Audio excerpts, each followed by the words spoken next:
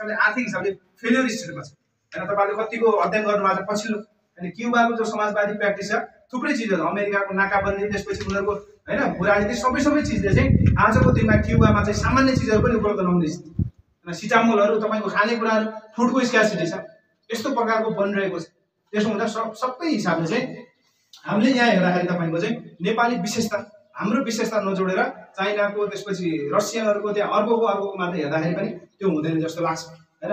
समाजवादी कार्यक्रम त्यसमा चाहिँ नेपाली विशेषता आजको अपडेट चाहिँ आजको स्थितिमा नेपालका विशेषताहरूलाई चाहिँ हामीले लिएर चाहिँ जानुपर्छ र यो चाहिँ हाम्रो कस्तो भने एउटा पुरानै खालका शब्द जालमा हामी अल्झिने प्रकारको हैन समाजवाद कि जनवाद हैन त्यसपछि यस्ता चाहिँ पुराना चाहिँ पहिलाको हैन प्रयोग भएका चाहिँ मार्क्सवादी साहित्यका शब्द जालमा हामी घुम्दाखेरि चाहिँ हामी अगाडि बढ्ने बाटो रोकिन सक्छ अथवा अहिले पनि हामी जान्छौँ त्यो पोइन्टबाट अगाडि बढ्न हामीलाई नयाँ इनोभेसन नयाँ थ्योरी हैन नयाँ सिद्धान्त नयाँ विकास हामीले चाहिन्छ नि हैन पुरानोले अगाडि लान सक्दैन। त्यसो हुँदा अहिलेको सन्दर्भमा जो यो पुष्पलाल विचार केन्द्रले जो छलफलहरू यहाँ गरेको छ हैन जो विषय चाहिँ यसलाई थप चाहिँ हैन समृद्ध बनाउन अहिलेको सन्दर्भमा हैन चाहिँ समाजवादी नेपाली विशेषताको समाजवादी कार्यक्रम या त्यसमा पनि थप पुराना कुरालाई हामीले अपडेट गर्दै अर्थतन्त्रमा संस्कृतिमा हैन त्यसपछि तपाईको राजनीतिमा कैयौं हिसाबले चाहिँ हामीले विकसित गर्दै जानुपर्छ र अहिलेका विशेषतालाई समेट्ने प्रकारको हुन्छ।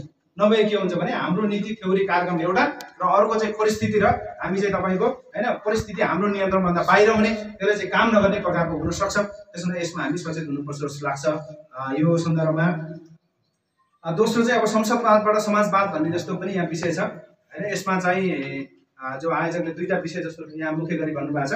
अब यसमा चाहिँ यो त अब कम्युनिस्टहरूले तपाईँ हामी सबैले बुझेकै कुरा पनि हो हैन राजनीतिक प्रणालीहरू सिस्टमहरूमा हैन। अब यसमा चाहिँ कैयौं कुरा चाहिँ रिलेटेड पनि छ हैन कैयौं कुराहरू तपाईको चाहिँ यसका ग्यापहरू पनि छन् परिस्थिति अनुसार फरक पनि पर्छ हैन। जस्तो तपाईले हामीले भने जस्तो कस्तो भने मोडलहरू संसारमा फरक मोडलहरू छन् समाजवाद हैन। जस्तो मान्नुस् कि अब यो चिनिया मोडलमा जो अहिले पछिल्लो प्र्याक्टिस भइरहेको छ लिडरशिपको सिलेक्सनमा हैन त्यो चाहिँ कस्तो भने तपाईको अलिकति सिलेक्सन जस्तो इलेक्सन भन्दा पनि सिलेक्सन मोडलमा बढी गइरहेको छ एउटा लेभलमा जाँदा हैन। त्यो संसारभरि त्यो लागू हुन सक्छ कि सक्दैन हैन। या पहिला तपाईको माओ सेतुङले को या अक्टोबर रेभोल्युसनको या चिनिया क्रान्तिको बेलाको जस्तो सैन्य ढंगले सबै एकचोटी हस्ते कब्जा गरेर त्यो पछि तपाईको 40-50 वर्षसम्म चलाउने मोडलहरू उनले प्रयोग गरे या त्यो आजको दिनमा त्यस्तो प्रकारको लागू हुन सक्छ कि सक्दैन हैन। वैधानिक र अवैधानिक तपाईको चाहिँ ब्यालेट र बुलेटको दुईटैको ब्यालेन्स कसरी जान्छ भन्ने कुरालाई हामीले हिसाब गर्न जरुरी छ हैन। संसदवाद अहिलेको यहाँको भएको मात्र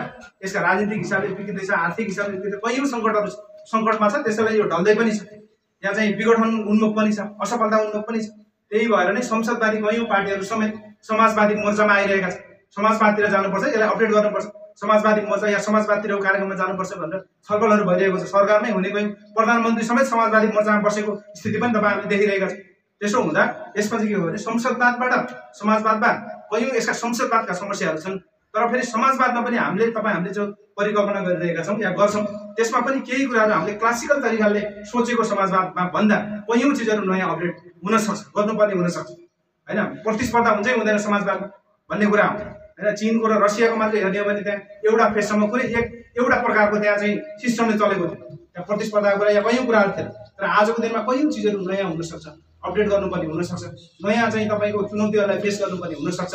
त्यसो हुँदा यो कुरामा चाहिँ संसदवादबाट चाहिँ समाजवाद आउने कुरा छैन हुँदैन पनि हैन। यो यसमा कैयौं विकृति छ ढल्दै पनि छ तर यो भन्दा के हो भने योबाट अगाडि बढ्ने स्टेप चाहिँ हैन संसदवादको असफलतापछि योबाट लिने कता भन्दाखेरि समाजवादतिरको बाटो त्यो हुन सक्छ हैन। त्यो चाहिँ वे हुन सक्छ र यो अहिलेको चाहिँ यहीमै रुममा लिएर यही भित्रबाट नयाँ त आउँदैन त्यो कुरा हैन यही संसदवादबाट नै आउँदैन तर यसको असफलतामा हैन समाजवाद जन्मिन सक्छ हैन। यो संसदवादको विघटनमा समाजवादको चाहिँ जन्म हुन सक्छ यो कुरा चाहिँ हुन्छ जस्तो लाग्छ।